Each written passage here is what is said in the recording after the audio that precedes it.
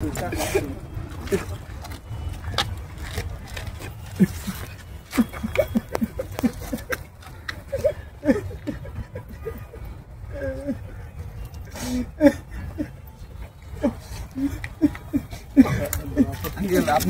কষ্ট করেন না, যারা শহীদ হয় তারা মৃত, এই কথা বলা যাবে না। কোনো ক্রিয়া করেনি আর কি, বলছে এনে মাটি দিয়েছে।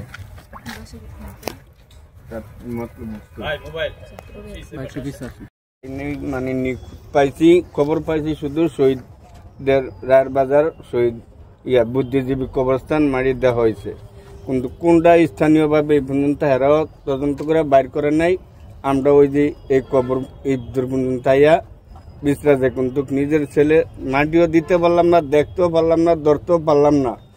এই ওরা অস্বীকার যাওয়ানে আমার ছেলের লাশ পাইনি। ওরা যে মর্গে আসলো লাশ, আমি বহুত তালাশ করছি, ওরা অস্বীকার গেছে।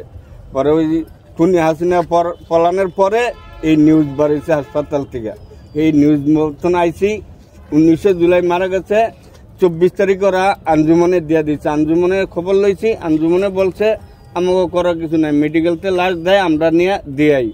তারপর কোন জায়গায় দিছে কইছে বুদ্ধিজীবী বেনে আইয়া যে মাটি দিছে আরে জিজ্ঞাসা করলাম, তারপরে দেয়া দিছে এরা এই খবর আপনাদের সন্তানের। আল্লাহ কোনটা এটা আমরা বলতে পারবো না। আপনার ছেলের নাম কি এবং কিভাবে শহীদ পারভেজ ব্যাপারী সে শহীদ হয় কিভাবে একটু যদি বলেন। উনি 19 জুলাই ছাত্র আন্দোলনে মিছিলিয়া বাড়িছে, বাড়ার পরই সন্ধ্যার দিকে খবর গেছে আমাদের বাড়িতে, ফোন দিছে এক লোক বলে পারভেজ নিখোঁজ। কোথায়, কোন জায়গায়? বাড্ডাতে। এরপরে এই খোঁজ খবর সব জায়গায় বিচারে ইয়া করে আবার লকডাউন দেওয়ার কোনো দিকে লড়ন যায় না।